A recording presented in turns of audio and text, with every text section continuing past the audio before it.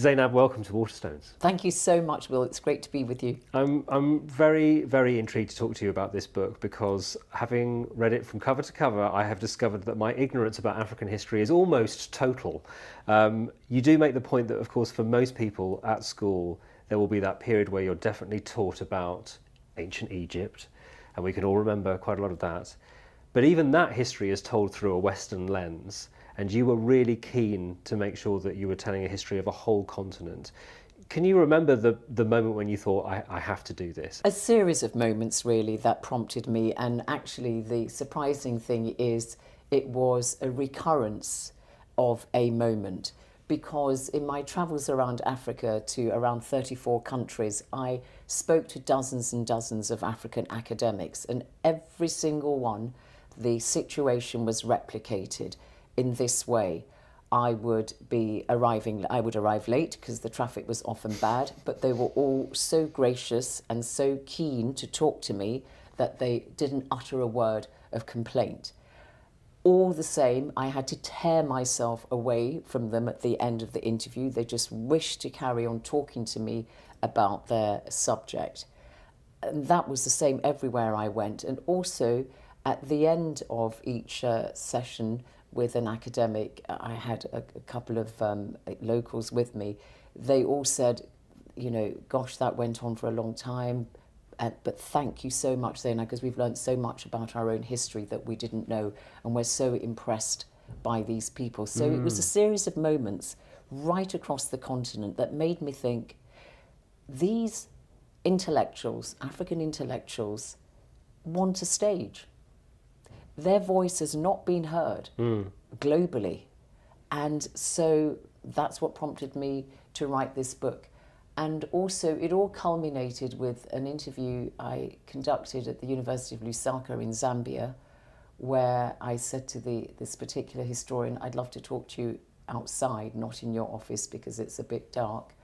And he closed his office door with so many keys, it was as though it was Fort Knox.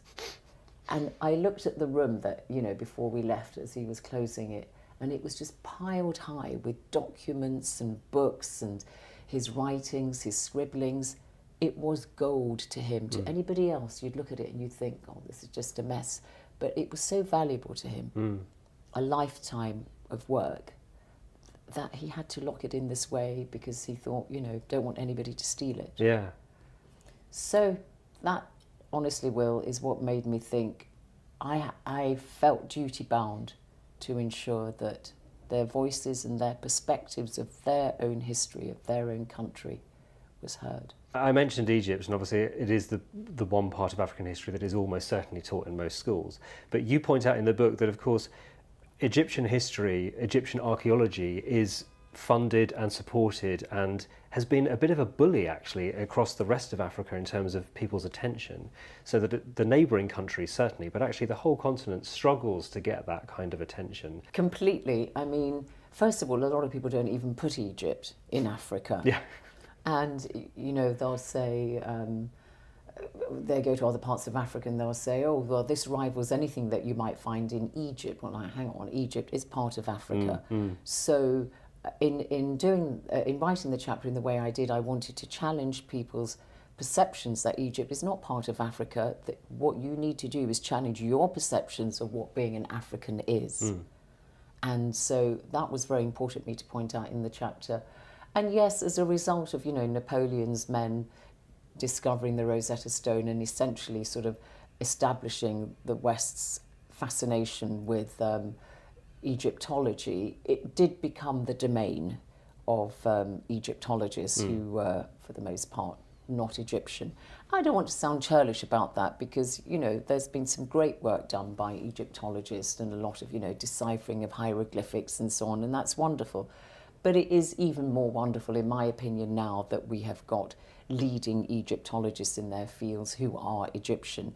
Because throughout the book, a very important aspect of telling this history of Africa is that I feel it's important to give people the courtesy and the respect of telling their own story. I mean, how funny would it be if we all applauded a history of England by some, French historian or whatever, I mean, it might strike you as a bit odd. And if you think about all our celebrated historians of English history, they are English.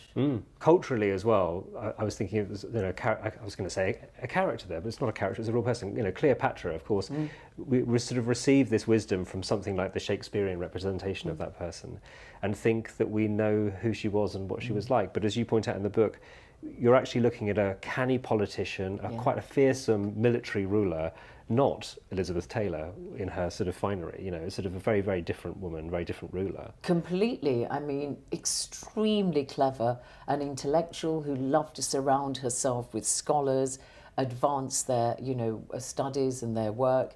And that was brought home to me by the Egyptian historian I walked around Alexandria with at Alexandria University, Ahir Shaheen, and she, was just telling me how this is how she and other Egyptian historians see Cleopatra, not as the exoticization of her that we have in the West. It is totally at odds with how she is perceived there. I mean, I have to say the Ptolemies were really a very violent lot amongst themselves. I mean, they made internecine warfare look like a picnic. I mean, they really were, going at one another hammer and tong, including Cleopatra. And as I said, she was suspected of being involved in the killing of her brother king.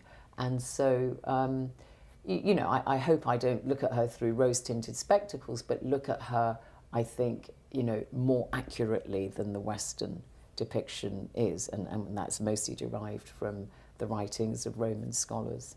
And as you point out in the book, even the word Africa itself comes from the Roman Ifriqiya. Ifriqiya, yeah. I know, I said I've sort of felt quite ambivalent about this in the book, because I do love the word Africa. I think it's such a wonderful, evocative word. But yes, it was the name for the North African provinces of the Romans. They called it Ifriqiya, and after they defeated Carthage. So it applied initially to Tunisia. So the Tunisian historians I spoke to said, yeah, we're very glad that actually we have bequeathed this name to the whole of the continent. It was given to us, but we've given it to the rest of the continent, as it were. So, I mean, yes, it is. And I think that, when you think about that, nobody wants to change the name Africa anymore. But I mean, if you see what's happened in southern Africa, how, the names of imperialists have been changed and Africanized and so on, then it's like, Jan Smuts Airport in South Africa becomes Oliver Tambo International and so on. And I think that's quite right. Looking at your sort of, I suppose, your personal family history, it must have been fascinating to go to the Sudan and to get more of that information from the archaeologists and the historians there. Were there any things that particularly leapt out that you were sort of thrilled to include in the book? Yeah, I think that I'd always, because I mean, I did postgraduate studies in history, and we were always told that history, it informs our present, but it tells us about our past, it informs our present, but also helps shape the future, and history is alive. And I think that's the thing that struck me most about when I went to Sudan and talked to people there, is that my grandmother, who was born at the turn of the last century, my grandfather, her husband, who was born at the end of the 19th century, I remembered vaguely their home. I mean, I left Sudan when I was barely 3 years of age, but I went back on holidays there. And some of the things that they had in their homes and the way my grandmother dressed, and I'm named after her, so I have a particular attachment to her, was very much like the ancient Kushites, whom I focus on in the chapter about ancient Sudan, around the 8th century, 7th, 8th century BCE. And so that continuity of history is what struck me the most. And also the fact that my father told me that he comes from the far north of Sudan, going towards the border with Egypt, how when he was a little boy, when a child was born, including him probably, they'd be taken to the River Nile to have some water put on their forehead in a kind of, reminiscent of a baptism, because of course that part of Sudan was centuries ago Christian, with the Nubian Christian kingdoms. So I think that's what I liked about that chapter, was the living history aspect of it, and how it was redolent of the past. And also I remarked on a little fact, which is the ancient Sudanese, the Kushites from northern Sudan, didn't eat fish. They thought it was an abomination to eat it, perhaps because of its rotting qualities. And I have a brother who doesn't eat fish. I have other relatives who don't eat fish. And the northern Sudanese consumption of fish is extremely low compared to Egypt, for instance. And so, that's very interesting. You think, why? Because there are 2 river Niles in Sudan, and it runs more through Sudan than it does Egypt. So again, it's just wonderful to see how something that, you can't just relegate history to the past. So I think that's what I found the most striking.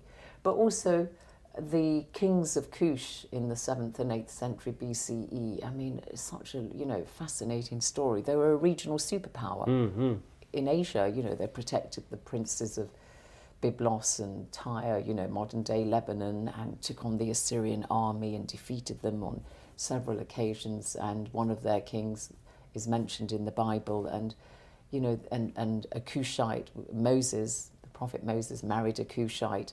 There's just so much history there that's little told. With the proximity of Egypt, that quite often the cultural achievements of the neighbouring countries would be sort of, well, the Egyptologists would like to sort of say it was the influence of Egyptian culture that was the reason for those buildings or those, paintings. Exactly, and as you say, it's really important to point out that they had their own cultures, their own strengths, and that those were independent of Egypt. Completely. I mean, Dr. Shadia Taha, who is a renowned Sudanese archaeologist, historian, is really at great pains, and I quoted her in the book, to say how, a lot of Egyptologists and historians and archaeologists try to see ancient Sudan in this period and that region as derived from ancient Egypt. I mean, there are similarities for sure, but ancient Sudan, particularly in its first iteration, Napata, predates ancient Greece, Rome, and she says quite clearly that actually the enamelling of pottery, which we see in ancient Egypt, she says actually it was the Kushites who who did that first. So she talks about the cross-fertilization. It isn't just ancient Egypt giving something to the Sudanese. So I think that's very important, that transfer of ideas and knowledge. It's clear that Sudan wasn't just the junior partner. I know you'd probably think, she would say that. And I'm sure the Egyptians thinking, well, she would say that. But, that's certainly... and there's a Pedimak, the lion god, who's very different, a deity that the Egyptians didn't have. And the Sudanese have their own hieroglyphics, admittedly a bit later than the ancient Egyptian ones. But I think that it's important to see a region's history. I mean, I can't really say countries because there weren't countries as such then. There was Egypt, I suppose, but most African countries were really formed in the 19th century. But I think it's important to see every region, every country's history through its own lens. This is really very important, and that's the backbone of my book. And it's hugely often attached to the cultural remnants, I suppose, of that history. So that one of the fascinating chapters for me was about Benin. Again, as you say, this is not the modern nation of Benin that we know now, but this was a different region. And the Benin bronzes, can you tell us a little bit about what those are, why they're so fantastic, and that will lead us into this sort of talk about cultural artifacts? Yeah, I mean, the Benin bronzes, and as you say quite rightly, it's not the Republic of Benin, Dahomey, as it used to be known, but southern Nigeria. And wonderful, wonderful historian I spoke to there, Professor Osalador, who had studied, funnily enough, got his PhD from Bonn University in Germany. So he talked me through these, and also the wonderful director at the Benin National Museum. So the Benin bronzes really started around the 1200s, when there was a bronze casters guild, which was started by the Oba of Benin. That's the name of the king, OBA, the Oba. And they use a method called the lost wax method, and you've probably seen these bronzes, which funnily enough are often not made of bronze but other metals, but there we go, and sometimes made of terracotta. And they would be bronze heads or sort of like plaques on walls where you would see pictures of the Oba, but they're more than just art for art's sake. They also relate history. You know, they're the custodians of Benin's history, so they would depict a battle there, or Portuguese soldiers visiting the court in Benin City in the 1400s, for instance. So it was started, as I said, in the 1200s, this guild of bronze casters, and that it continues to this modern day.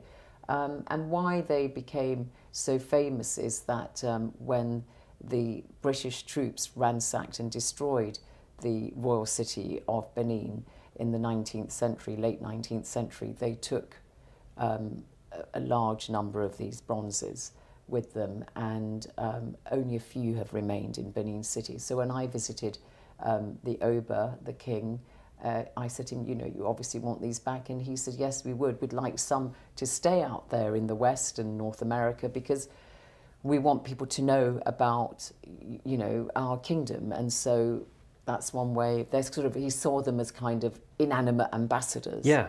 This is what I found fascinating, because the discussion about the restitution of cultural artifacts is, you know, constant and ongoing. And I think a lot of people would assume that African nations would like their stuff back.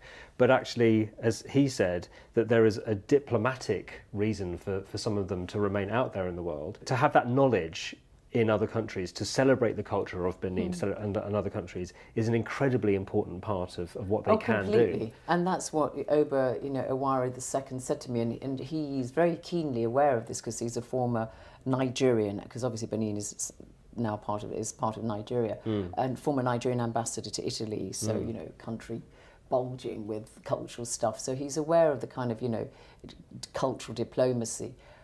But there has to be a balance, because a landmark report that was commissioned by the French government in, I think, around 2017, a few years ago, said that at least 90%, possibly 95% of African art and treasures is held outside of the continent. Yeah.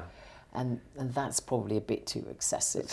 You want some stuff to stay outside, but not the vast majority. Yeah. And I went to so many museums right across Africa. Every country I visited, I would go to their national museums, and also museums in, you know, provincial museums. And some of the exhibits, it's pathetic. They have hardly anything. Yeah. And even the one in actually Benin City is an excellent one and really beautifully curated. But they have replicas. Right. Replicas of things like the famous Idea, bust of Idea, which is a queen of Benin, and Queen Mother of Benin, rather. The real one is in the British Museum. So, you know, yeah. So I think there's an argument for keeping some of the stuff out, but there is an argument for having quite a lot more put back in Africa. And there's always this argument, oh, they won't look after it properly, and we look after it properly, and then they've got, you know, terror attacks in some parts of Africa and so on.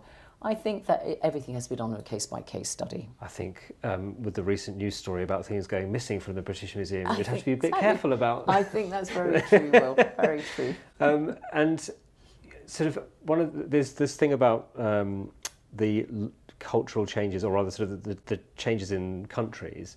As you say, they weren't countries quite early on in their histories, and not the states that we know today. And this is partly to do with, I suppose, Western nations coming in and drawing these slightly arbitrary lines on the map in order to create nations.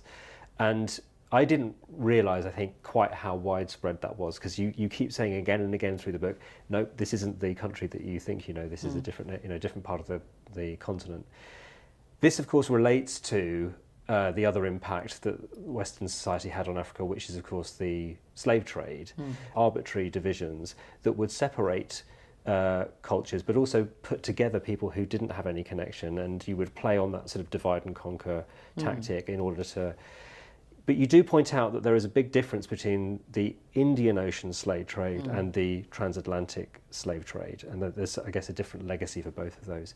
Would you mind if we just sort of touch on that quickly, sort of to look at why that's important in Africa's history? Yeah, so I mean, sometimes it's referred to as the Arab slave trade, the Indian Ocean slave trade, but I don't think that's correct to say, and that's why I say Indian Ocean slave trade, because one is a geography, the transatlantic slave trade. You never hear it referred to as the European slave trade or the North American slave trade. So I think we need to get the terminology right, which is why I say the Indian Ocean slave trade, although, of course, the Arabs did also trade across the Sahara when North Africa became Arabized, and they also had some trade across the Red Sea, but the vast majority of enslaved people went across the Indian Ocean. So, I mean, there were differences. The Indian Ocean slave trade started much earlier, possibly as early as the 7th century, 8th century certainly, and it lasted longer till the 19th century, late 19th century. The transatlantic slave trade started around 1510 with the Portuguese and the Spanish acquiring enslaved people for South America. But the chattel slavery of the transatlantic slave trade was quite different from the Indian Ocean slave trade in the sense that the enslaved Africans were needed to work on plantations, often backbreaking work on the sugar plantations in the Caribbean, in the New World as it were. Some were employed in domestically as domestic servants. In the Indian Ocean slave trade, they did go to work, but obviously there wasn't as much agricultural land in the Arab world as it was then. But they worked in the salt marshes of Mesopotamia, which would be modern-day Iraq. Horrible work. They'd work as pearl divers, going, really deep down undersea. They often became deaf and so on. But they also had the opportunity to work as soldiers, as scribes, as artisans. Eunuchs in harems. I mean, that wasn't great because they would be castrated, and that was a horrible operation that very few survived, in fact. But so there were differences in the sense that there were more avenues of employment, as it were, for enslaved Africans in the Indian Ocean slave trade.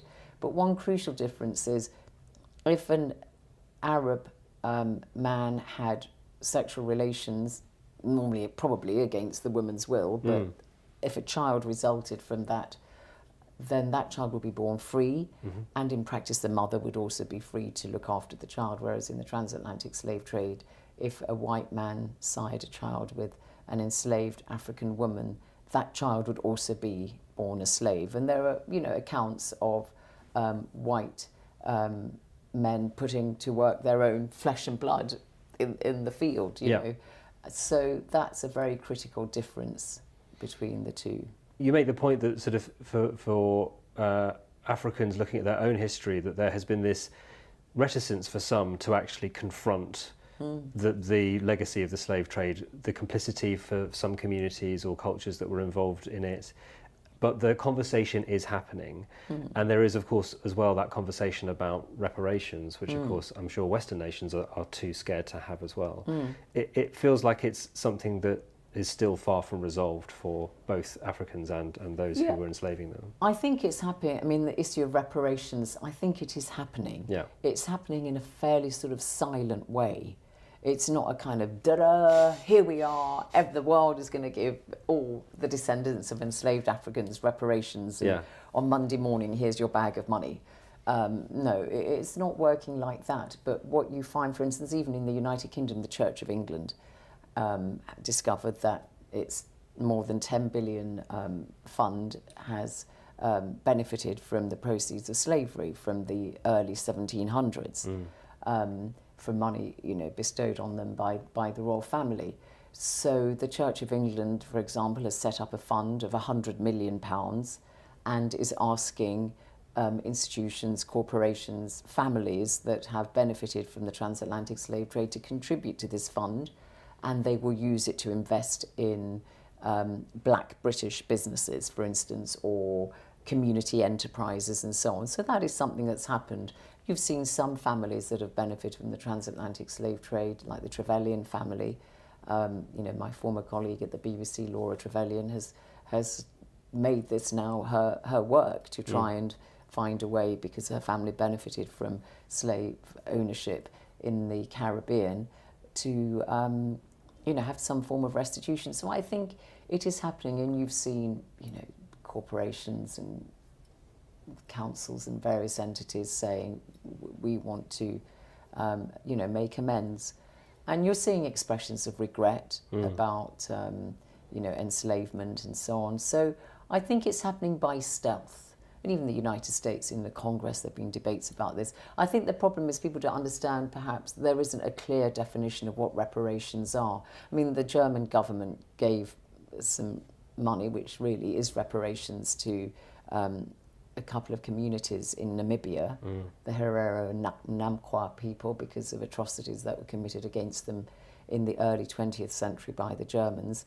I mean, that is, you know, reparations, but it's in the form of development aid for health and education projects. It's not for individuals. But there are some voices in the United States that say reparations should go to individual families regardless of their wealth. So even, you know, Oprah Winfrey or Michael Jordan should be the recipient of reparations. And most people would say that strikes them as quite absurd. Yeah. In recent years, there has been a lot of work within Western history to sort of redress the balance across the gender divide, so that trying to tell the stories of more women through history. And you're really careful in this book as well to point out that women have always been a hugely important part of African history.